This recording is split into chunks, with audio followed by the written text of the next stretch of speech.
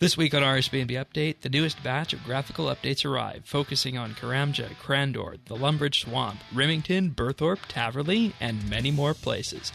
And Yak Track is extended by another 4 weeks. Does this mean that the new format is flopped?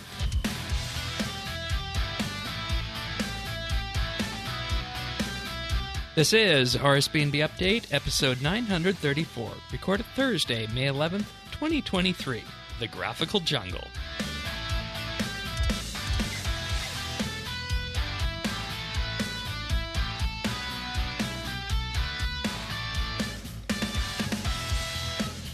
Hello, everybody, and thank you for joining us for another episode of RSBANDB Update, Graphical Update Week. Tanis, good to have you here as usual. Thank you.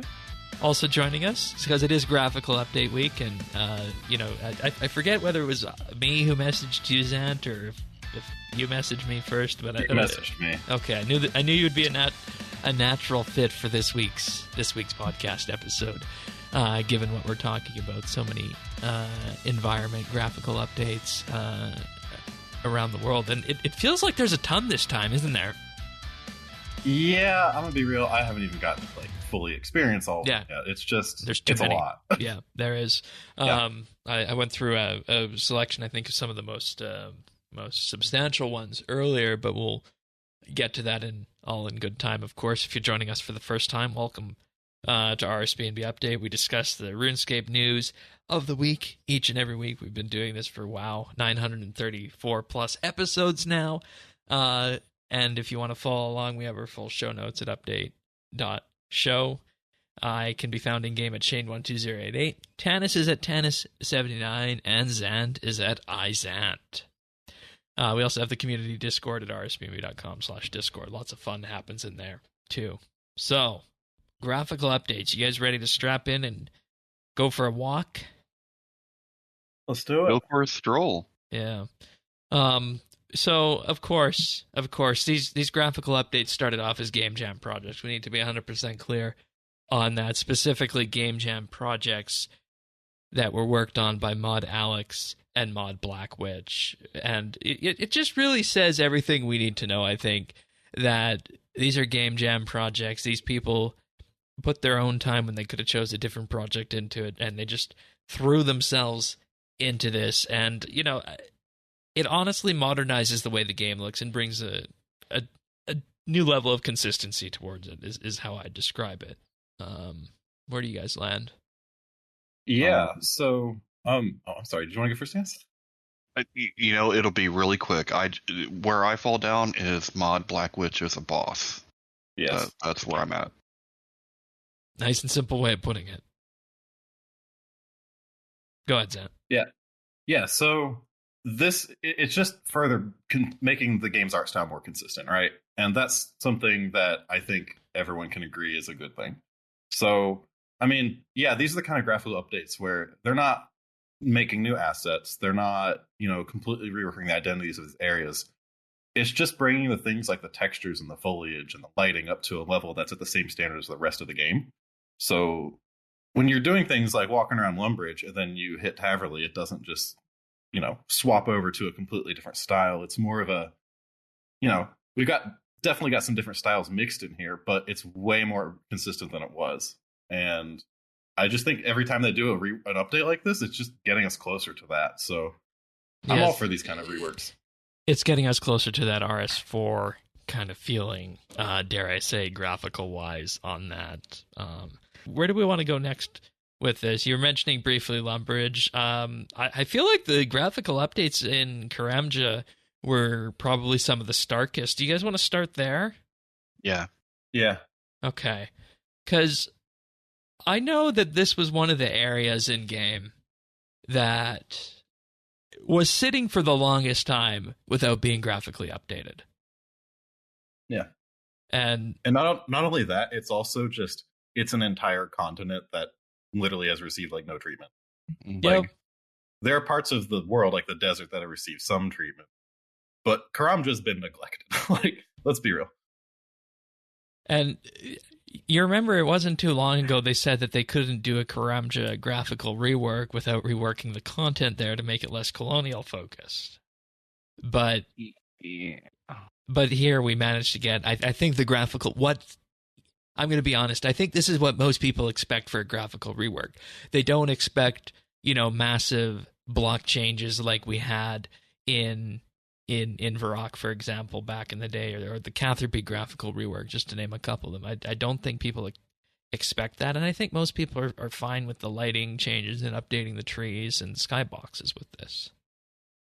Yeah, well, it's bringing a uniformity, right, to the game that Zant had mentioned before about not being walking from one area to another and having that stark difference. Now, Karamja is a little bit different, right, because it's supposed to have a different feel, but at least we're making it feel modern, and I'm glad that they didn't let the whole colonialism thing or whatever legacy was left over. They didn't let that stop them from at least making some changes to bring it to the modern, the modern era.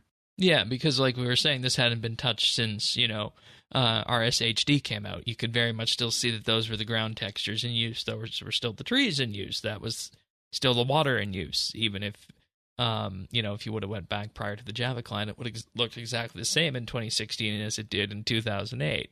And there were, incremental changes as a result of the engine and the game client, but everything else has remained largely static since then.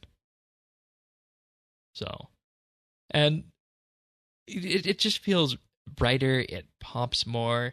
I know these are areas that we don't get to each and every day, but I'm wondering how this will land on the accessibility side, Tennis. Based on what we've seen from screenshots and videos, how do these feel on that front? It feels very similar to when Mod Black Witch did that very first batch of textured. So I think Sam was on that show where it really differentiated the it helped differentiate the foreground from the background a lot of times, and it was little stuff like that. You could just, the textures made it stand out better. I can't remember where that first batch was. I remember. I think it was the free-to-play area. Yeah, that's what it was. It was the areas just outside the Archaeology Guild, if I remember correctly. Mm-hmm. Yep. Yeah. So it reminded me very much of that. Now, I don't go very many places in Karamja. Overgrown Idols, is maybe. But I don't know. I think it's outlined better. It's easier to see specific assets. Yeah, and that's one thing that I picked up on this is that it almost as though feels you're walking through a dense jungle, when I think we need to realize is that probably the only things that really happened here are the tree textures were changed on this, or rather the tree entities were changed and some ground decoration was added along the way. But combining, the trees with the palm trees with the leaves that droop more and the grasses that were added, it just feels like you're actually moving through dense jungle, believe it or not. So that's good. And go ahead, Zan. Oh, I was just going to say, while we're talking about accessibility, the one thing that, at me as an environment artist that stood out to me with these updates that really helps with that is specifically with the post-processing effects. There's just so much more contrast to the game now. And that's almost something that they can kind of control on top of all the lighting and stuff. And you can just look at the screenshots between these. Like, look at the Crandor one, for example. The colors between first screenshot and the second one, they look incredibly washed and dull in the first one. And it's got more of a range to it. And it separates the foreground from the background a lot more, like Tana said. And it just helps it look a lot less muddy, I think. Yeah, that's a good way of putting it, actually, from that perspective. Yeah, that's what I was looking for, contrast. Thank you, Zant. You hit it. That was exactly what I was thinking of and could not get the right word for it. So, yes. I think I said the same thing about the Lumbridge area update when they did that as well, because it's the same thing. It's bringing that lighting to the standard, new updated kind of standard that they have.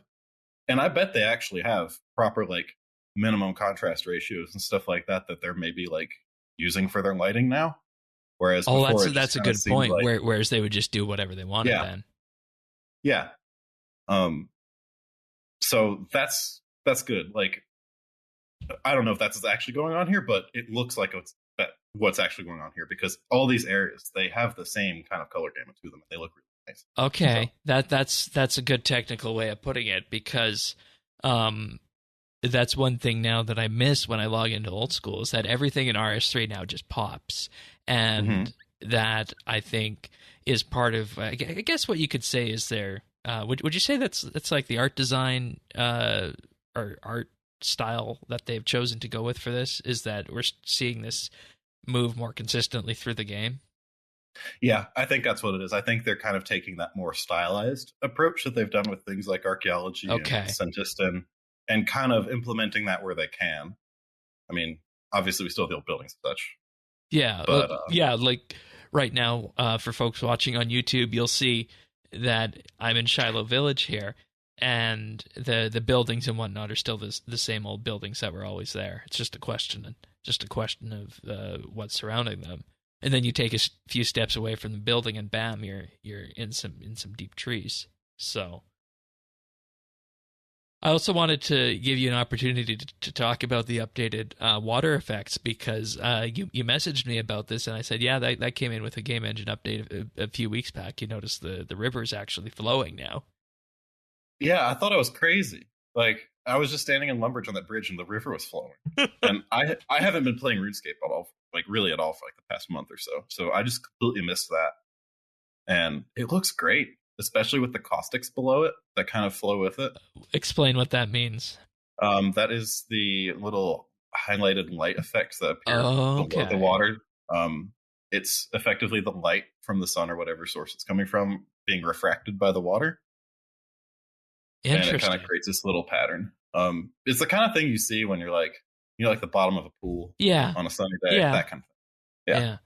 Okay, so they can do that in effect then with something like a river or stream then, which you would need to have the proper lightings for in real life to kind of experience that thing. But when it comes down to it in the game engine, it's just part of that, I guess, style that pops. And I'm just sitting back here watching this and realizing that this is RuneScape in 2023, which, I mean, I don't know. My question is, would there be a push over time to update these areas to look like this if it were not for these Game Jam projects, is my question. And these two J-mods, Alex and Blackwitch, that worked on these.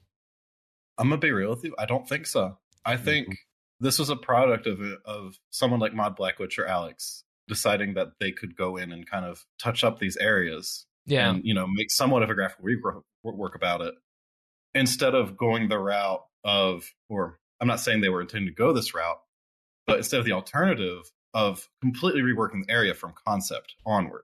Right. So, and that's the kind of thing that I think most people kind of think about when they think about graphical reworks. They think of things in terms of like the old Sears Village rework that they kind of canned.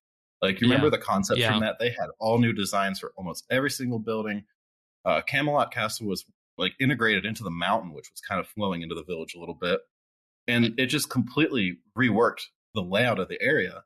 And that means they have to change all the interacts. They have to make sure everything for all the quests is up to date and all that is in sync. Whereas with these updates, things are kind of just staying in the same place, and they're updating textures and lighting and all these other effects that can bring the existing geometry up to a level where it kind of just looks better.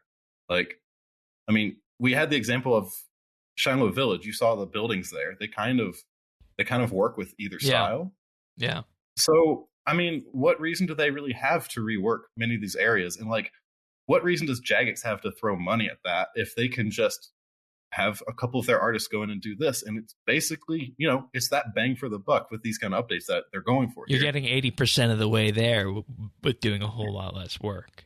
And that extra 20% is insanely dense. So it's getting to that 80%, I think, is a really good mark to be hitting with it. Yeah, and that's something that Sirion actually also picked up on, so I'm glad that you mentioned that, is that when it comes down to this at the end of the day, it looks like an entirely different game, but at the same time, you get so much for this compared to, like you said, just reworking something completely from concept, which, the players might not like how it would look, or it might get derailed by various other things along the way. So, and also, I have a sneaking suspicion that Mod Black Witch did her thing with Lumbridge in the free-to-play area. Sure. And then that was seen, and Jagex decided to allow her to do more of that with more of the world because of how successful that was. And, yeah, because I think these were fairly recent Game Jam projects. I think these were probably like the December Game Jam, if I remember correctly. Do we know for sure if this specific update for them was just Game Jam? Or it says it's at the top at the top of the news post. Game Jam, Mod Alex, and Mod Black Witch. Because the impression I was getting from this update, it's just such a big update. It just seems like they would have just actually give them some development. Right, and that's where the question of trees comes in, because how many palm trees and whatnot there are on Karamja, right? Like, do you have to go through and manually update each and every one of them, or can you just go into like an environment file maybe or something to that effect and say replace these trees with these newly updated models or something to that effect? I wonder how that goes in their engine. I assume all trees are instances, so they can just update that one parent, and then all of them kind of update. But I don't. But they all kind of look different too, though. Yeah. So, well, then there's ways you can do variants of that, and then like an instance variation that. Yeah. I highly doubt they have to go tree by tree. Yeah, go. Take all the trees out and replant them, kind of thing, right? Yeah, I don't literally replant them. And we gotta put your palm tree seed in the ground, and Shane would be really good at that. Yeah. Maybe they should hire you for these reworks, Shane. Oh God, no! I would not be the person for that. I would not be the person Shane? for that. What is the reason our trees haven't been updated? Your fault. But you haven't been planting. Yeah, I haven't been planting my trees properly. That's what it is. Come on, Shane, get with it. I do want to touch on one thing that did come up with this, and this is what the bug report features for.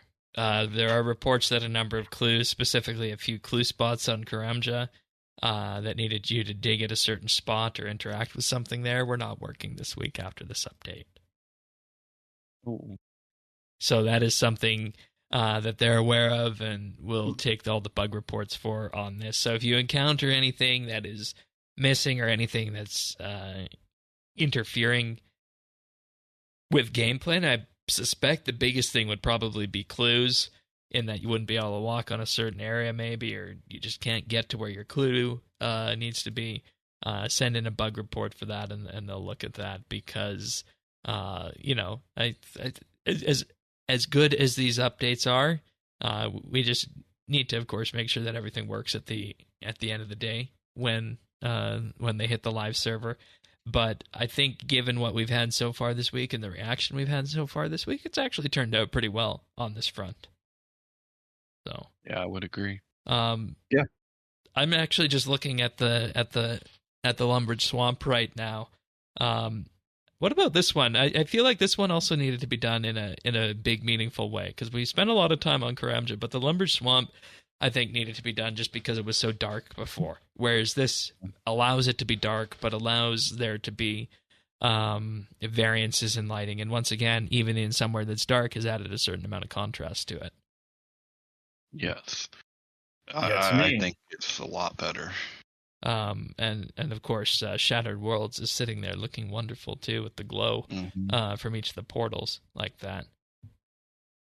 I really like how it feels like in the Lumbridge Swamp, like the fog's almost like glowing. Yeah. Like that's actually a good point. Yeah, and it's got that really nice atmospheric feel to it now, instead of just being kind of dark. And my only complaint with this is, of course, you can see the desert there, but I understand that that's a limitation of NXT and how they can block certain areas from being seen from great distances and whatnot. So this brings me to another point that I have. All right. And Lumbridge Swamp is a great place to illustrate this, but I think this update has actually highlighted a bit of, I think, an engine thing with RuneScape that kind of it's glaring to me when I'm walking around, but sometimes with the fog, when you've got a distant object, like when you're staying in Lumbridge Swamp after the update and you see the Wizard's Tower, yeah, it just looks like a green tower. Fog should usually kind of get a little bit brighter as you go into the distance. In some areas here, it literally gets darker.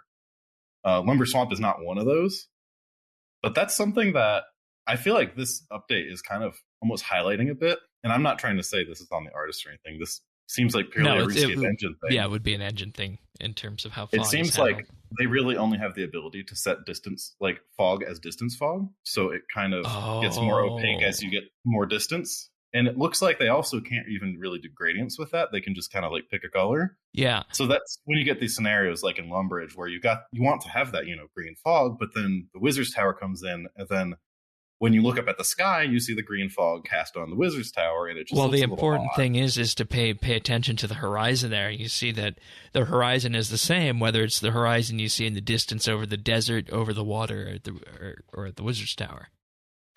Except some places it's not. And that's where this also kind of gets a little weird, because oftentimes in RuneScape, and this is not a new issue, the fog kind of doesn't match the skybox in the background. And that's just something that's a tiny bit jarring to me, that I feel like I've just seen a lot more places after this update than before. Does that have anything to do with their cube map update they did a while back? I don't think so. The cube maps are essentially like a skybox that only the materials on your character read. So it's not something you really see visually. All right, fair. But yeah, just something I thought I'd mention. And because that kind of ties into the whole thing of, well, we can see the desert right next to Lumbridge Swamp. That's not something that would really happen in many other games. No. I wonder if there's something Jagex could do to kind of like bring in the visibility when you get to these specific areas that kind of have their own identity, and kind of like make it so you don't see as much of the surrounding scenery and the lighting can kind of be honed in on that area. Yeah. That's something I've thought about, things like this a lot with RuneScape, and how they could kind of artificially make their world feel bigger without making it bigger. Like I remember a discussion on that from the NXT beta in particular, where they did that for a number of areas, where if you would set NXT to ultra draw distance, you would be able to see things, that were, an ocean away, so to speak. And they did adjust it for those situations. But there's other areas that are a lot closer, like we had in the Lumbridge Swamp, combined with the Al-Kharid Desert there, that almost made them seem as though they were still too close. And if they could do that there, you're right, that would greatly improve the immersion on that. But I don't know what the limitation or conditions on that are. So, but man, I'd kill to play around with the RuneScape engine. It's probably so interesting. I mean, just to know how this stuff works, right? And I mean, we need to be 100% clear to the listeners that we're dealing with a proprietary engine that was built in the early 2000s and has been iterated on every year since then.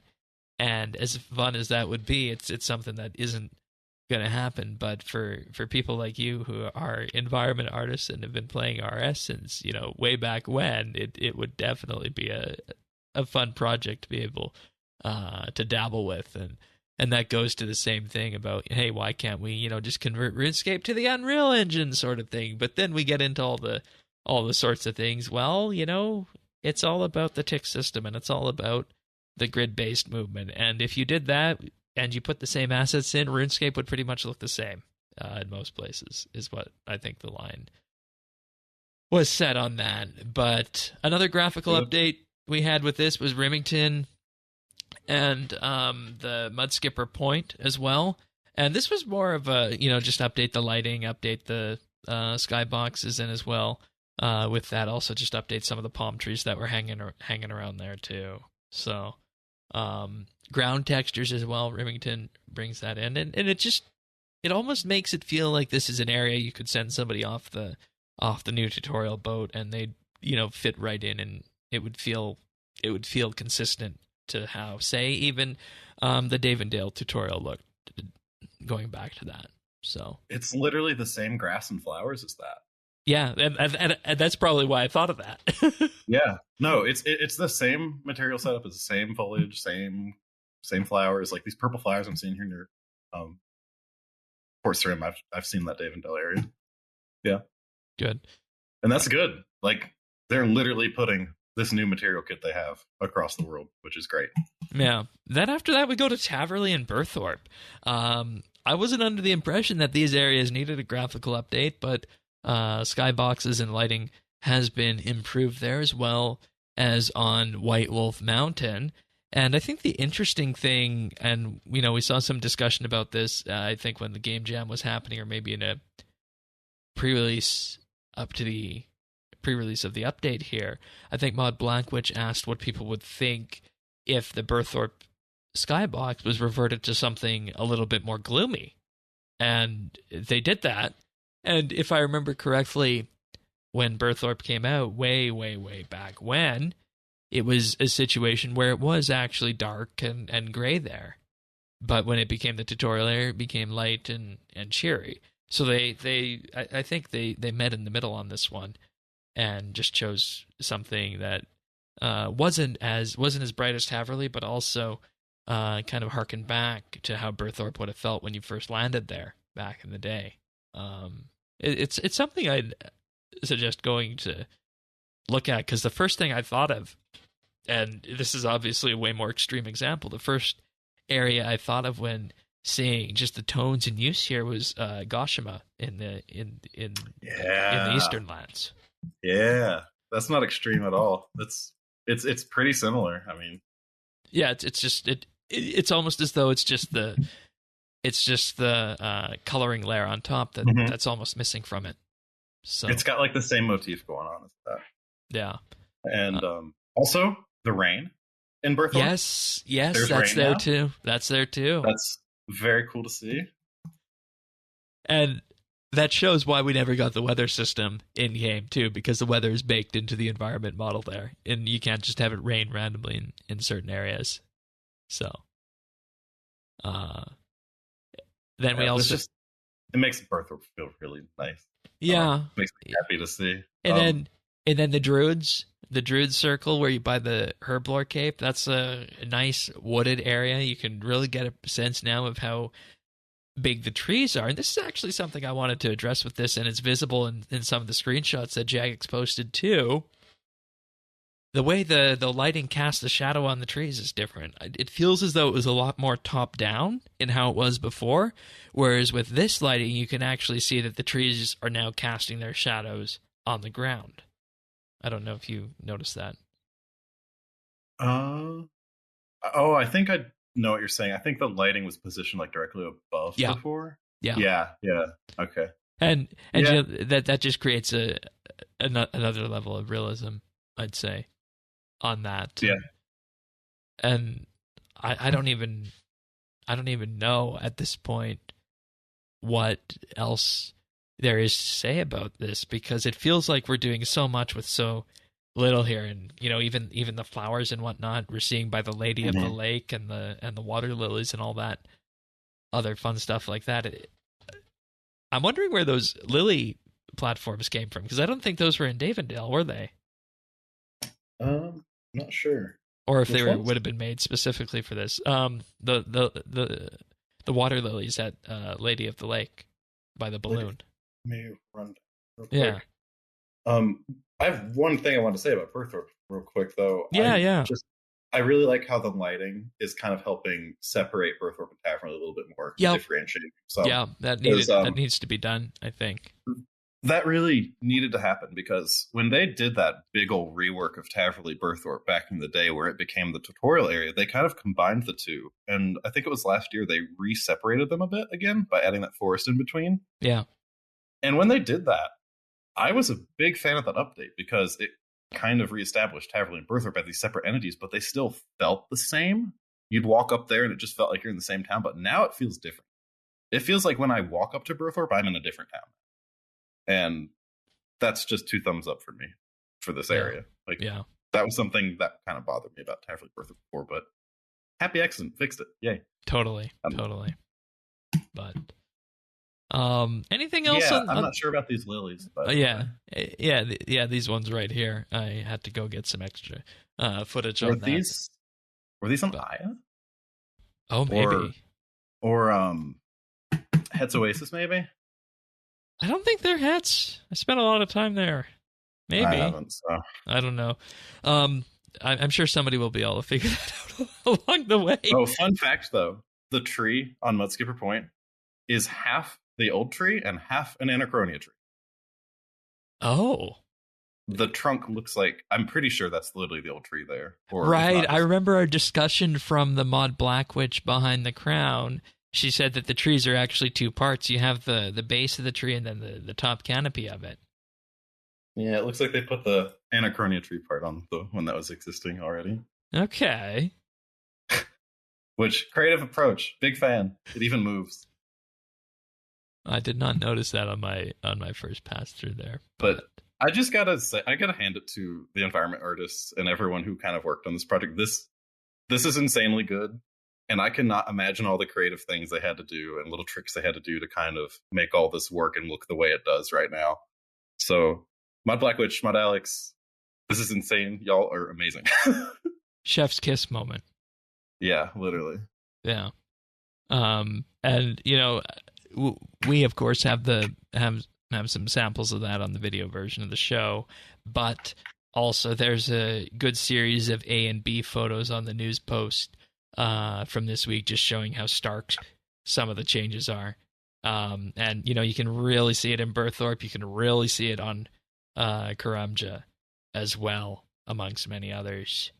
So, in total, in the news post, they said that's updates to Karamja, Crandor, Burthorpe, Taverley, Rimmington, Mudskipper Point, Southern Asgarnia, the Lumbridge Swamp, Catherby, and Deep Breath, some extra little tweaks to Draenor and Port Sarum. Oh my god. That's a ton. That's a ton. I also want to point out that this is the last moment, or it has been gone, but this is the last moment for the old RuneScape 2 tree models. There were only 2 of these left in-game, and they were right off the boat in the free-to-play area of Karamja. Those have been removed with this update. Those trees had been there since 2004, and they were one of my trivia points that I'd always go to with people, and saying, you know, there's actually a couple of really old trees that still haven't been removed from the game. Do you know where they are? Hey, Shane? Yeah. Have you been to Xanaris? Oh, they're still... Yeah. They still got those there. Okay. I hate to burst your bubble. But does that count, though? It's a different... It's the moon. Okay, maybe not. Fine. The old trees are on the moon. They could stay there. Hey, but if there's ever... They will always be there. But if there's ever another fairy quest, that's an option. No, please keep them. I don't want them to change now. All right. Is there anything else, Tanis, you'd like to throw in from this update before we move on? No, I just think it came together well. It was very well executed. Yeah. And, you know, I also have to give credit out there to the production team at Jagex for this because, again, we're seeing these updates that are shipped that could be their own standalone updates, like they're dropping them right now. But in the past, I feel like we would have had, you know, a Game Jam update week where they just would have dropped everything on us. But I do think it's actually really good to be saving parts of these pieces of Game Jam content to just kind of put them out in their own segments to kind of give them their own spotlight in the sun, like Mod Stew's got, and now we're seeing here with these graphical updates. So I'm very pleased with how they've been shipping these out. So, Zant, any comments on lighting, skyboxes, any of the areas else before we go? I think I just about covered it. But yeah, again, just shout out to Jags and Fireman Art team. Y'all killed it with this. Yeah, and especially given that this was in y'all's free time too. Like, yeah. That really shows that they care and like just want this world to look good. So that's what we love to see. What's your favorite then? I think that's a good way to end this segment. What's your favorite? It's Karamja. I just, it needed it. It looks great. And I am not disappointed with it in any way whatsoever. I'm so satisfied with it. It feels like the Karamja update I've wanted. So, all right, Tannis. I mean, I have to say Karamja too. I think it was the starkest difference. You can, it really stands out, and yeah, I have to go Karamja. All right, sounds good. I feel like I have to be the contrarian and just be different here. Fair. But no, I have to go for Karamja as well. Just the feeling of walking through there, it felt like a different game when doing it in a good way. I need to underscore that because, there's a lot of times you can say if something feels like a different game, that could necessarily be a negative thing, but I feel like this was a good thing in this case, just how in terms of it felt. And, one of the things that I would go back to in terms of other games, just playing other games, I was walking through the dense jungle on the way to the nature altar, and I would say the closest thing that felt to from other games would be Valheim. I don't know if either of you guys have dabbled with that, but it almost felt Valheim-like in that, this is an environment that could go into a RuneScape-themed survival-ish kind of game. That's interesting, because I've always thought Valheim kind of looks like RuneScape. Yeah. There's some similarities to that, to how they do things, and it's actually got some really interesting crossovers for anybody who likes RS and is wanting a survival game. I would say have a look at Valheim, just in terms of how they do their skills and whatnot. So, but that's a topic for another day. Oh, real quick, I wanted to honorable mention Catherby, for the specific reason that White Wolf Mountain looks so much better now. Like, it went from literally being, it looked like the flat, like, terrain ground got sculpted up to a mountain, but now it has actual, like, mountain assets and, like, rocks and stuff up there that I bet took a long time to do. So it's honorable mention to that. Okay. Yeah. That solid up into the mountain. I think that's one of the first times we've had, like, a nice, developed mountain like that in RuneScape. That, like, I like rocks coming off it and stuff. Yeah, I wasn't seeing much in that when I was walking at the ground level, so I didn't actually venture to go up. But I did see they had the screenshot of the updated skybox and the lighting with that. But I guess you can also see some of the geometry there too. So it kind of just flows really nicely from that perspective. One of my pet peeves with that area before was, like, the little rocks in the middle of town would just be the ground, but they'd just be painted a different bit and kind of raised up a bit. Oh, okay. It just did not look like a rock, and now they're actual rocks. So, yeah, that's honorable mention to Catherby and White Wolf Mountain. Wonderful. Well, I have to thank some Patreon supporters.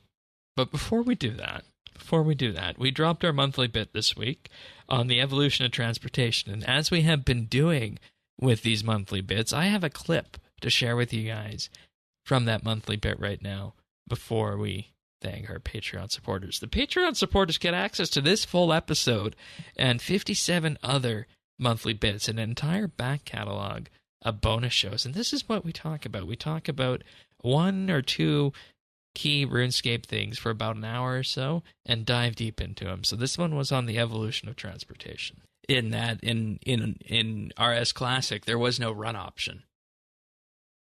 I'm so glad I did not play RS Classic. It would have ruined me for RS, like, for life. Hang on. Which of you guys here played RS Classic? Just me, right? I did. You did? Okay. I did. That was my introduction to it, yeah. Taxi? No, I didn't. Okay. Ah, you young ones. You're calling Tannis a young one? Yes. Get pulled in. He didn't play it. In terms of RuneScape, yes. It's fair. But when it comes down to it, you look at the agility and resting update, that's when things really started to change, I think. Because prior to this, you relied on, magic teleports, jewelry teleports, quest unlocks, the portal room in your POH. That was a big deal. Desert Treasure unlocking some of the spells there was a big deal if you wanted to go, to the northern wilderness in some areas like the dig site and whatnot. But like the Explorer's Ring too, I think came out. Oh during yeah, that the Explorer's period. Ring. That's a good one. And then Run Oh, Recovery, right. yeah, That was a 2008. huge deal. That was a year before the run energy change. Yeah. I remember getting that and I was like, oh my goodness, an infinite teleport? Plus, the run plus- recovery. yeah, It's got the run recovery on it. Yeah. Oh, and that too, yes. Energy recovery. And then I hope it's clear about where we started on this, because we also I didn't mention this, but there was also the lunar spell book that came out as well, and that was added in 2006 with a bunch of teleports associated with it, and then a further expansion of it a couple years later. On that, you wind up in a situation here where the game was heavily oriented to reward unlock transportation mechanics, and then we get this run energy update, and then things start to change on that, and that's kind of where we dip our foot into the modern era of getting around RuneScape. Forgive the 15-20 minute history lesson on this, but it's at this. The episode is called The Evolution. So. Yeah. So I mean, you did kind of sign up for a history lesson, I guess. So with that, we really have been looking at the past history of transportation up until 2009 at this point, and that run energy update is really what started to change things, and that's where we dip our feet into the modern era. We, of course, continued to have things like the addition of jewelry teleports in terms of new necklaces and new items on that front, fairy rings, more spirit trees added, quests requiring you to get to specific areas around the world, and crafting in effect became the utility skill for that. And I feel like I have to mention the teleportation compactor that came out with Invention on this huge list of jewelry teleports here for this, in terms of, in effect, just providing this huge collection of teleports that you could use to get around the game world at this point, just to have these on your person, as well as the portable fairy ring, the spirit tree rerouter. And I don't know, how do you guys feel about those invention-y kind of items like that, like the portable fairy ring and the spirit tree rerouter? I mean, it's like a pocket nexus, right? Yeah, I mean, I think they're definitely really nice, and we're going to come back to this, I'm sure, but they're really nice for clue doers, and they were really nice for getting around the game world. I definitely, I used some of those for, when I was farming. I did, to get to, the mushroom patch, getting to that fairy ring near Canifis was really nice. Interesting. I've never really used them. I almost wish they had more of a use, but yeah, I guess. I mean, there's a lot of fairy rings in game, and if you need to get really close to something on a repetitive basis. Yeah, no, it makes a lot of sense. So. And the thing is, it makes me almost wish that, because I find myself going to more modern locations in the game. Typically, right? I visit the fort more often than the GE, I would say. But that's what about the Max not Guild on the fairy ring network, right? So I wonder if these items would get more use if we made sure that new locations get sort of patched into existing transportation networks. I think that's a good question, but you might run into why does the train between Dorgesh Khan and Keldagrim not go also to the Invention Guild? Because we want more trains in the game. I want that's a good more question. trains. And there's your preview for the monthly bid, everybody. There's about another hour and 10 minutes on that about transportation, starting back when RS2 came out, looking at the methods that were added along the way to where we are now, and what that means for the game of RuneScape. I'm not going to necessarily spoil what our grand realization was for that, but in general, what happens on these monthly bits is that we sit down and we start talking about something, and then we all learn something throughout the entire process. And that's what these monthly bits are about. They're the monthly Patreon bonus show that's chosen exclusively by our Patreon members. So give them a big thank you for that. Tanis, any thoughts on that since we recorded that a couple days back that you'd like to just throw in about it? I mean, I was looking forward to the bit. Transportation's a big, that's one of those big issues in RuneScape, and I think I think we came around. We did what we always do, like you said. We have a big reveal. I had a big reveal at the end to really think I figured out why I feel the way that I feel about transportation in RuneScape, and I like to think everyone else did as well. Yeah, it needed to happen. And, we invite the listeners to comment on these. We invite the Patreon members to also suggest topics for future monthly bits. Zant, you have any thoughts based on that brief preview of what we discussed there? I like trains. Yeah. A lot of us do.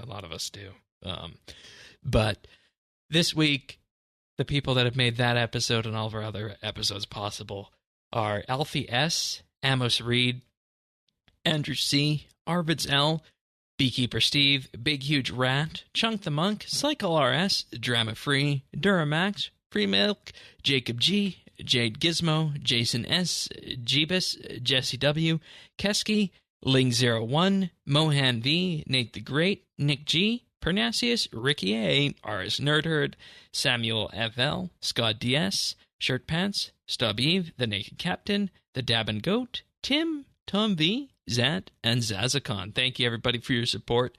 It truly means the world to us. That brings us episodes like our monthly bit, like each and every show that we do, and just all the extras we do around here each and every month. A big thank you goes out to everybody.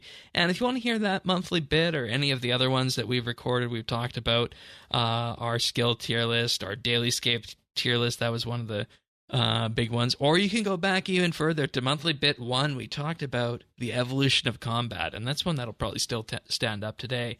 It sold Sirion, who was a skeptic about the evolution of combat at the time, on the system, and that's precisely what the monthly bits do. They provide these big opportunities for discussion, and we all learn something we might not think we would learn. And I always go back to one of yours from last year's, Tanis, Legacy Mode, Legacy Combat.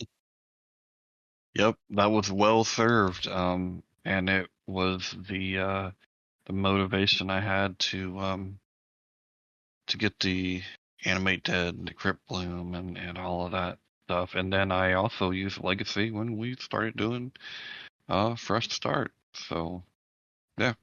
Learning experiences all around, but there's pretty much a monthly bid for everybody, and that's for as little as $1 a month. We also have our VIP tier for $3 a month, where you get a special shout out on the podcast at the start of the month, a Discord rank, and access to a chat channel, and also high quality stereo versions of the show each and every week.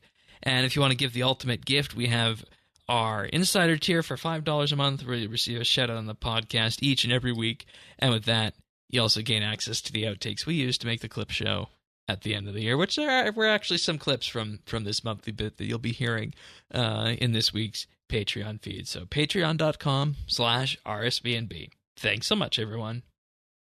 All right. Yak Track time. How's it going? Very slow. It has been a slog this time. You don't say. Mm-hmm. And apparently, we had mentioned this last week or the week before, and I was not surprised to see changes come, but I was surprised to see it happen this time around. Yeah. While it was still happening. So, what we of course had to just bring everybody into the loop who doesn't do Yak Track or doesn't interact with the monetization events like that. Last Yak Track came out, what was it, like 6 or 7 weeks ago at this point? No, 8 weeks ago, I think. It was at the end of February, actually, that it came out, if I remember correctly. So that's pushing 10 weeks. Can you believe that? Not with the progress I have, no. And and that's why Yak Track has been extended for another 4 weeks until June. Until June. Yeah. I wasn't expecting this, and I can see this, and I think it's good that they listen to the players on this. But oh my God, if you have to extend the Yak Track another 4+ weeks until June 11th, we gotta have a serious conversation about why they did what they did. Well, sometimes it's always good to try things, but it's also very good to realize when you tried something that maybe didn't hit the mark, or could have. You might need to try a different way. Yeah. And this one, for me, Yak Track was like, it's one of those things like it wasn't broke, so I'm not sure why we were trying to fix it. Yeah. Now I understand we're trying to sell skips and so on and so forth. It is a monetization method, but it worked better as being a shorter, self-contained kind of program. I mean, I just feel like what we had worked well. This made it so long that you lost motivation. Oh yeah, I mean, I hit just hard. I hit task 59 on Sunday, and I was, okay, I'm not doing any more of this. I'm throwing in the towel. This is ending tomorrow. It's ending in a week. I'm throwing in the towel. I'm done with this for this time. And I was gonna, throw in the towel because I wasn't gonna complete it, and I just didn't want to. There was nothing really I needed in the final 10 tasks. So I was just gonna say, yeah, that's enough of this one. It's becoming torturous. So I was gonna do that, but now that it's extended for another 4+ weeks, I'm doing the task A's, and it's gonna get done. But oh my, I have to wonder what the internal metrics look like on this. Oh, I bet people weren't really interacting. Yeah. Right, because interaction then leads to sales either in the premium track or in skips. So if you don't have that interaction, you're losing out. And if people hit a wall to where they feel like, well, I'm not going to be able to get this anyway, why you're not going to sell your skips. Yeah. Yeah, because I'm going to go do PVM instead, kind of thing. Mm-hmm. Right. Zan, I just can't imagine. Oh, hi. Yeah. There's still time for you to go get an orange cat. Yeah, I already have one. It really seems to me like Yak Track, they experiment a lot with it. Like, I'm sure they're in the back end there seeing what all these little changes they make to it do to the number that they get from it. And personally, for me, when I see a 70 task Yak Track, that's just no thanks. I'm good. Like, I'm a pretty lazy person when it comes to Yak Track to begin with. And it takes a lot of motivation for me to get through one. Like, it takes a serious reward that looks really good to me. Probably one that's purple. And I just can't imagine that there aren't other players who are in a similar place to me like that, who see that and are just like, ugh, I don't want to do that. And I don't even think it's a matter of how much time you have. I just don't want to work 70 tasks through the same tasks. It's through the same Yak Track. That's just, it's too much. It's a matter of what else you could be doing in your time, because I've not been on old school because of this. I have not been doing PVM because of this, because there's no marks of war tasks, right? And most of the bosses you kill and their XP rates, depending on what you're killing, some of the bigger ones, you're not going to be doing those in 3 minutes or less. You'd have to do something like God Wars 2. And I'm gonna be real, like, basically none of the other rewards besides cosmetics do anything for me at this point nowadays. Yeah, that's another good thing. I mean, it's for the cosmetics at this point, because if I look at my bank, I have combat training dummies and skill training dummies and all that just coming out of my ears. I got a tab of it. I have a whole tab of that stuff. Yeah. I'm never going to use it. And I have to believe that it can't all be from Treasure Hunter, because those kinds of things aren't that common on Treasure Hunter, like the dummies and the skill training dummy crates. So yeah. and you know, with this, you also get an extra week to buy things from the Yak Track coin shop as well, which is another contentious point, that these Yak coins that we earned over this period are still going to go away a week after the Yak Track ends. So you put all this time in, and you can't even let them accrue and roll over to the next one. Yeah, I think that needs to be fixed. That's a real sticky point in my book. That is literally them just wanting more money out of it. I'm gonna be real here. Like, oh yeah, 100%. And you know, I feel like there was a time where there was maybe an internal consideration when this thing was still Rune Pass that it could replace Treasure Hunter. But I think we've known, yeah, I get that chuckle. I think we know that given how insane some of these Treasure Hunter promos are, as we both experienced in Fresh Start Worlds, Tanis, that's not happening. Well, no. I mean, I hate to break it to people, but dirty little secret here. People like their XP on Treasure Hunter. Well, yeah, they like their bonus. Yeah, like you blew my brain. You said that when it came to Fresh Start, you put, what was it? You bought the 450 key pack, but that was just the beginning for a lot of the people you knew. Oh yeah, yeah. I mean, well, I did that twice. Oh, so, okay. Yeah, and I was a light spender compared to some of my other friends. So,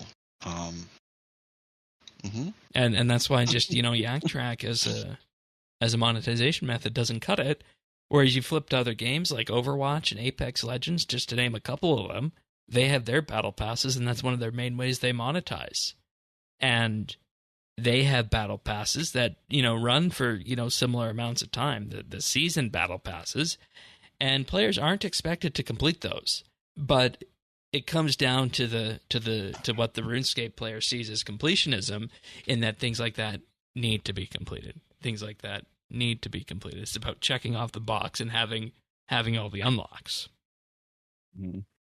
So I feel like that's where things get kind of wonky on that. So I mean, I have to ask at this point, do you guys say we go for the longer track with, you know, pushing almost 4 months, 3.5 months like we had with this one?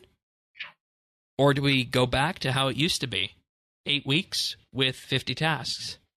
Yeah, I think it's the 50 tasks. Same. Over 8 weeks. And you know why they did this? They did this, like you said, to sell more skips, to put those Yak coins in game, to entice people to interact with it, and maybe, you know, just purchase the skips to get those Yak coins to get the cosmetics at the end. Because there's no way you're going to buy out this entire shop unless you were spending huge amounts of time on it. And I want to address the other side of this too, actually, while we're here, because I know there's numerous people in our friends chat and Clan Quest and whatnot who completed this Yak Track in, you know, the first week and a half. And to you guys, amazing stuff. You guys must play lots of RuneScape, and that's okay. But I think for the vast majority of players out there, they're not in that camp. They're not doing that. No. And I don't know how you can.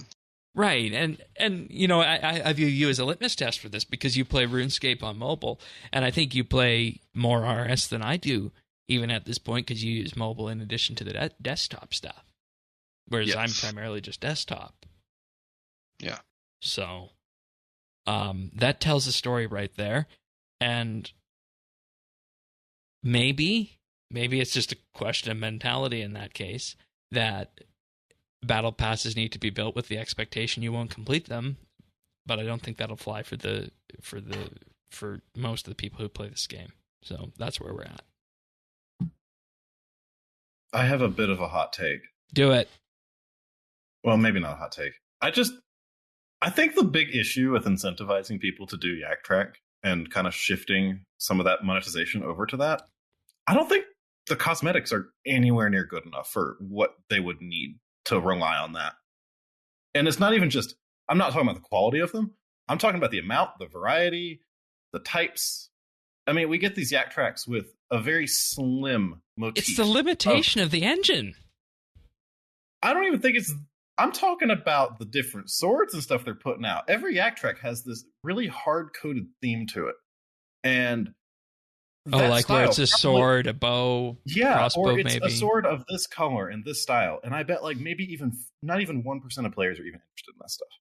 Like, I feel like we need stuff that can be like more personalized to the player. Like, give us recolorable shit. Give us like more ability, like overrides and stuff like that. Give us more crazy stuff that actually makes us want to do it. Hey, we got one of those in Treasure Hunter right now. Don't screw Treasure Hunter. Don't put them on Treasure Hunter. Put them on Yak Track. Put them at task freaking 375 or something. Just come on, like I get you. I get it. I get it. It's like they're afraid to move things away from Treasure Hunter, and I feel like if they do, they're gonna benefit from it if they do. I think. I don't have the numbers, but from what I see, it just feels that way. It feels like they have this. It feels like they honestly have this hard on for Treasure Hunter. Like, I don't know how else to put it. Like, yeah, well, I mean, right now in Treasure Hunter, you got the Woodland Archer outfit and the Ranger Roll walk animation. The Ranger Roll walk animation is the thing that's going to be the gamble one. That's going to be your less than 1% drop. And then as you use Treasure Hunter over the next week or so, you have a chance at picking up pieces of this Woodland Archer's outfit. And then we had a bit of a discussion in our Discord on this about how eventually you will get the Woodland Archer outfit, but the Ranger Walk is going to be another one of those rare items to that. And maybe you're right, Zan. Maybe it does come down to ability overrides, walk animations, and things that are recolorable that people want to use for this. Or hell, even come up with new ideas for things they can sell like that. I mean, there have been tons of ideas that people have thrown around on, the site that shall not be named, of things that people would want cosmetics-wise that have just never really happened. And I feel like they just don't tap into that enough. They just, it's like they think people care so much about XP. We just load them up with XP on these Yak Tracks and then want to do it. I just don't think that really does. No, the people who are that concerned about XP, who aren't playing, and who want the supplemental XP, they're in Tanis's camp, like you said. They're buying multiple 450 key packages. And when I'm scrolling through Yak Track, there's no rewards that I would like stand out usually, and I'm like, I want that, unless it's something that's like literally for my immediate outfit I'm wearing. But when you're like playing a game, like the recent one for me, I played Fortnite recently, and when I scroll through a battle pass now, I can pick out like several things in each page. I'm like, ooh, I want that. I want that. Yeah. But that's because the items that they have in their battle pass are ones that actually kind of have an impact on your gameplay. I mean, they've designed their cosmetic system in such a way that they are very big pieces of content that you unlock from that in terms of your customization. Whereas in RuneScape, it's like, oh, another outfit, thanks. Like, yeah, and I don't have enough of those. Right, and then it comes to the point of, how easily can you break that level of immersion with RS? Because I know Fortnite takes it to a pretty strange degree where they've had, haven't they had characters from the Marvel universe appear in their battle pass that you can run around as? Yeah, and that's cool and everything. That's not even what it's really about to me. It's just about the fact that their battle pass is basically all really high quality cosmetics and stuff like that. And it works. I mean, I understand that's a completely different game that doesn't have this whole XP system in it. Do you think not we'd an be MMO and everything. Do you think we'd be having a different conversation if we had cloth textures, cloth physics, absolutely hair, I think, and updated player model? This is why I feel like they're selling themselves so short by not going for that rework as soon as they can. Because the second all these characters get updated to that new model, just imagine what the cosmetics on Yak Track are going to be like. Like, I'd imagine they'd want to put more resources into character arts and stuff like that, and just pump out a shit ton of cosmetics with that. But honestly, like, seeing their approach to doing it, I don't even know if they would do that. Right, and the reason for that is that RS3 is the XP-focused PVM game. Mm-hmm. And that's what Treasure Hunter says, and that's why we're where we're at. I think this PVM game. But once you get to the point where you're doing only PVM, you basically don't care about the XP anymore. Right, and I mean, then I think the game system limits you to how you can look with that, and that's where we're at right now. So I feel like, I'm not a crazy PVMer, but that's basically all I do in RuneScape when I log in anymore. I don't train skills or anything like that. So when I'm just getting a bunch of XP from a track, it's just whatever. Like I said before, I basically just want the cosmetics, and I highly doubt I'm alone there. Yeah, and I mean, I use it for the cosmetics and for guiding me about what to do and where to play in game. Yeah. So, but you're right. There does need to be a substantial redesign to Yak Track, I think, on that. Tanis, anything before we go on that? Because I feel like this was another of our mini monthly bits unintentionally. Thank you, Zan. No, I will be happy if it goes back to the original 50, the original time frame. I think it worked better. This was an experiment that was worth doing, but didn't pan out. All right, sounds good. All right, there were patch notes this week as well, and these patch notes go into specifically talking about changes that were made to Greater Sonic Wave, just to mention it, in addition to the graphical updates that were mentioned this week. Sonic Wave has been updated so that it now applies 6 stacks of flow for 3 seconds upon a successful hit, and of course this can be chained with the chain ability, bringing that up to 42, and with that increases your hit chance by 1% per stack, and the 6% accuracy bonus on the next ability cast has been removed. Then moving on to Greater Sonic Wave, they upped the ability damage from 40 to 160 to a range of 60 to 170%, which increases the average damage of this by 15%. This also now applies 8 stacks of flow for 4.2 seconds. Flow increases your hit chance by 1% per stack, as it does with regular Sonic Wave, and your base ability damage by 1% per stack. They also remove the flat 100% ability damage that this gave, as well as the 6% accuracy boost. And for folks wondering how this makes sense with the new micro lesson, we did have a conversation with Thaxi on this, and his summation of this is that the old version was 100% average ability damage with a 4.2 second buff of about 4.5% damage for abilities per target hit. The new version of Greater Sonic Wave is 115% average damage plus 8% damage buff per target hit, which says base ability damage, which we're operating here under the assumption that it applies to more than basics, and this is probably just a quirk of the naming system.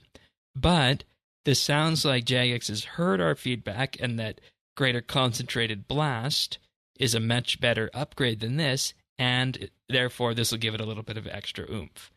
The interaction with Greater Chain is even more important now than before with this ability, so it definitely does benefit from a manual rotation. But even without this is a fairly significant buff. When factoring in ability cost and channel versus single hit, he says, I'll personally be moving Greater Sonic Wave up 1 space on my 2-handed Revolution ++ bar to sit between Corruption Blast and Asphyxiate. And that's what people were probably wondering about, people who watched our most recent micro lesson on YouTube about the action bars. So that's the summation on that. A little bit extra if you have the greater version of Sonic Wave, but if you still have base Sonic Wave, you're really not going to see too much of a boost from this. It's a nice buff, but it doesn't really bring it up in as meaningful a way as it does with the greater Sonic Wave version. So I think we're happy with where that landed on there. I'm assuming you guys don't have much of a comment on that, since this was largely combat ability based, math based. No, although I do have greater Sonic Wave. Oh, good, you picked it up. Yeah. How are you liking it? I mean, I like it because I primarily use the staff. I can't afford. That's exactly London where you Orb. want it. That's exactly where you want it. Yeah. All right. They also added the Azure Swiftness override to greater Death Swiftness. Apparently, it wasn't working with that before for people who had greater Death Swiftness. Oops. And pirate-themed cosmetic item unlock tokens that were recently re-released with Frank's Free Chest can now be purchased on the GE by Iron Man. Hmm. That's a bit of an interesting dissolution of how that class or subtype of character plays, isn't it? That they can purchase some things on the G, but not everything. Yeah, it's definitely odd. But I mean, they're just cosmetics, so maybe it doesn't matter too much. I don't know. I don't know. I mean, I don't think it matters at all. It's just weird that you can even do it. I feel like there needs to be a reckoning about what Iron Man stands for at this point. Well, I mean, I thought we knew. Yeah. And then the waters got muddied. But it's not immediately clear. Fair enough. Yeah. Fair enough. Okay. All right. Well, before we wrap up, then we do have our achievements of the week. So let's move on to those. Zant, you want to start us off? Sure. Starting off, we've got Samurai Jack with 120 cooking on May the 10th. We got Sparty Pants with 120 woodcutting also on May the 10th. And we've got Lady Claw with 120 divination on May the 9th. Right on. All right. Continuing on May the 9th, we have Malinoric with 120 agility. Ouch, I hope that was with feathers. And we also have Dat Engineer with 200 mil construction, my hero. Awesome. And that was on May the 8th. All right. Then on the 7th, we have Juju Macon with 99 runecrafting. Lady Claw with 120 fletching on the 6th. Then the 4th, we have Oasis with 120 thieving. Nicely done, everyone. And double XP's around the corner. So, Tanis, we're going to have people on the show to help us out with that. We definitely are. We will. We will.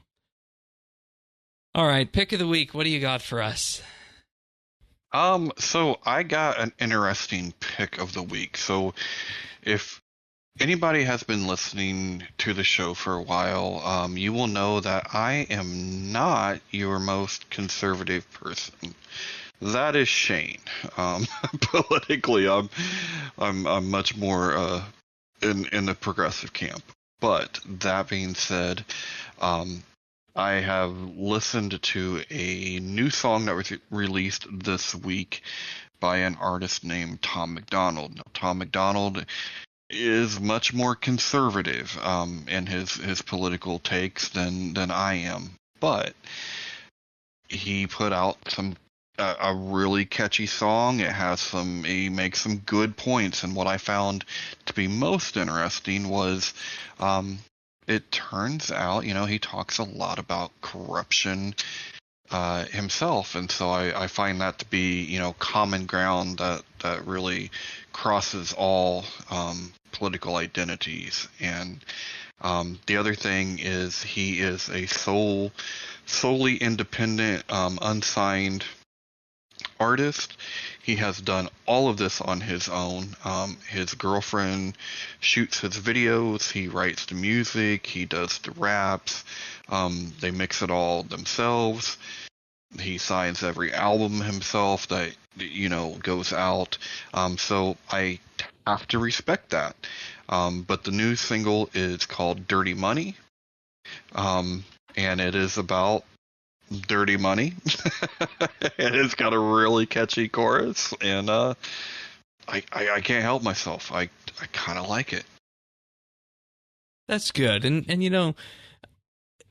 it shows two things, I think, and the first thing that you were alluding to with this pick is that in the modern era, we're at a point where, honestly, I think a lot of people haven't really realized how untapped the internet can be in terms of freeing people from what used to be a production cycle that required businesses and whatnot to believe in you and to sell that. But no, in reality, at this point, all you need is the microphone, computer, and YouTube, and you're good to go. In all honesty, on that front, and we're seeing similar advancements in news and whatnot as well. And I don't think people have realized that to that degree, because we always view YouTube as sort of the fun thing that we go to wind down. So some people listen to this podcast on it. Some people just go there for their favorite RuneScape content creators. Some people might just go there for the shorts feed, just to name a few things for that. But in reality,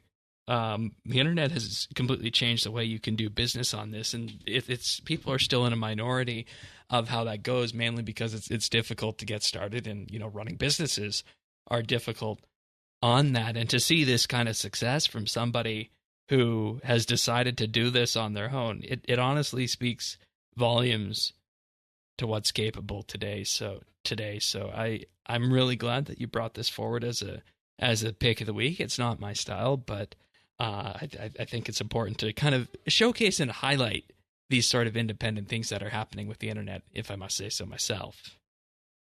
Yeah, it's a breakdown of the traditional gatekeepers, and like I said, even though his views are very different from my own, I think it's good to kind of broaden your perspective sometimes and listen. Yeah. To other stuff, and it's catchy. At the end of the day, it's just music, right? And so, and on that, I don't think people should. I think it's a horribly bad thing for people to limit themselves to creators, to authors, to directors and whatnot who believe the same as they do, because you're missing out on at this point, unfortunately, at least on the American side, half of the population, right? Yeah, if you do that sort of thing. True. So, and it doesn't work that way. And you and I always try and play things relatively straight here with RuneScape content. It probably comes out over episodes and episodes, but it's definitely not something that we try and do on that front. Right. So, okay. Now we of course do pre-show as the Patreon supporters know, because sometimes there's clips from pre-show and whatnot. I don't think there's any clips from this week's pre-show, but we had a wonderful discussion on AI this week, and in particular AI art. That's not the pick of the week this week, as much as people would like it to be. The pick of the week is a Mac application called Mac Whisper, and what this does is it uses OpenAI's transcription technology called Whisper to transcribe audio files. And here's where this gets interesting. You can pay them a license fee, or you can use it for free. But if you pay them for free, you can tell it who is speaking and when it is speaking. You can have it use more expansive and more complicated language models that will catch bigger words. It'll catch words that are strung together that might not necessarily otherwise stand out in the base model. And what this does is it lets you use an audio file or even a video, and it'll read the audio from it, and it generates a transcript on it. So what I've been doing is I've been working with this a little bit behind the scenes here on the podcast, and the first time we've actually employed this was on the most recent micro lesson. Now, our micro lessons are one of our most scripted pieces of content that we do. So it actually worked well for this, but and as with any script, there's going to be a couple of variations along the way. There's going to be extra pauses that were added in, and I ran this on Thaxie's most recent micro lesson on the action bars, and I only had to change a couple of the more RuneScape-centric words throughout this to make sure they had the right spelling and right casing on them. Otherwise, it got everything 100% right down to punctuation. And I don't know if people notice this, but we always made it a point to run with subtitles on the micro lessons. And that micro lesson was done by Mac Whisper. And eventually, if everything goes right this week or next week, we'll be using Mac Whisper to provide full transcripts of RSBANDB update. That is awesome. The YouTube version. That's great. Yeah. And that way you can have it without the YouTube auto-generated ones, which kind of suck. Yeah. And Tanis, I wanted to spring this on you because I'm also going to upload it to the website. And I know how big that is for people like you. And also for Google. No, this is huge. I mean, hey, look at us with our accessibility updates. Hey. Yay! RSBANDB accessibility update. Roll the patch notes. Yeah. Way to go, Shane. And, it's always good to provide an option of having the transcript, right? And to have the subtitles. But it's also something that we weren't able to really do that well of providing a searchable way for RSBANDB updates. Sure, we can put things in notes, but sometimes we say things in the shows that don't necessarily turn up in the show notes. So over time, I hope this will be something that we can work with. And where this actually gets really interesting is that this is a rarity and that this is not actually a subscription-based piece of software. It's a one-time fee, and it does it all locally on the computer. Cool. Yeah. And apparently it's way faster on the Apple Silicon Macs because they have the neural engine built into it. So it's going to be interesting to see how long it takes to do the full episode of Update, because it took about 15 minutes to do the transcript of the micro lesson. So yeah, I'll be making notes on that. But you can get this from a very long URL, goodsnews.gumroad.com/MacWhisper, or just find the link in the show notes at update.show. But Probably the easier method. yeah, that's probably the easier method on the way of doing it. And with this, they're actually working on a feature designed specifically for podcasts, where they say you'll be able to transcribe podcasts by combining single-track audio for each host as well. With that. Oh, wow. So you'd be able to feed it and say, this is Tanis, this is Shane, this is Ant, and away you go. Well, that's cool. Yeah. So I'm looking forward to playing around with this, and beyond English, if you get the Pro model, you have access to pretty much every other common language out there. I mean, it mentions the big ones like English, Chinese, German, Spanish, Russian, Korean, French, Japanese, Portuguese, so on and so forth down the list. But yeah, amazing stuff these days with AI. And like I was saying in pre-show, just like the internet stuff where people really aren't utilizing the internet to the full potential, I think we're at the cusp of something really interesting for AI that a lot of people are not aware of yet. So it's something I'm definitely keeping my eye on. That's the pick of the week, Mac Whisper. Awesome. All right. What have you been up to on RS, or in general, Zant? Let's start with you. Oh, I haven't been playing RS basically at all. I don't know. No reason why. Just I haven't been playing over the past couple months. Basically, only real reason I logged in was to check out the new graphics and did my restir and stuff. Yeah, it's always good to keep up with those monthlies. And that's one thing. We're always very cognizant of, as well, as that everybody needs breaks from RS. I think, especially with the new skill on the way at some point in the next few months. Yeah, I honestly think Necromancy will get me back in. Yeah, it's going to bring Archaeology did the same thing for me. I was at about 4 or 5 months prior to that where I was not playing much, and it got me hooked again. It's going to bring a lot of people. A lot of people. Beyond RuneScape, though, some of you may know I moved to Central Oregon last year, and it is kind of high desert here, so it has just started getting warm finally.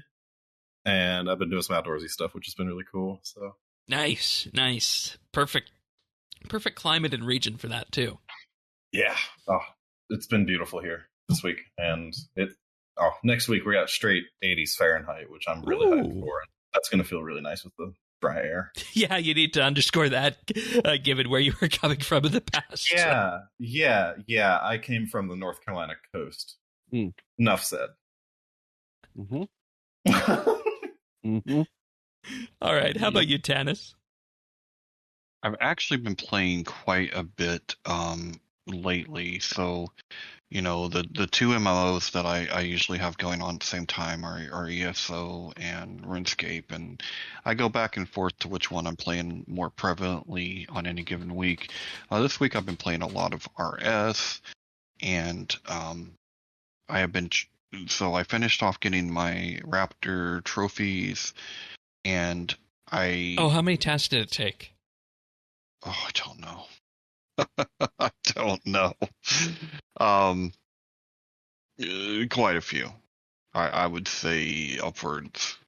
Once I had the thing turned on, it still probably took upwards of 15 to 20. Oh my. which wasn't too bad. I mean, I like Slayer and all that, but the other thing I noticed, I was like, oh, I don't have a fully upgraded Slayer camp thing on Anachronia, so I don't have my helmet stand, which I need now because of the Animate Dead changes.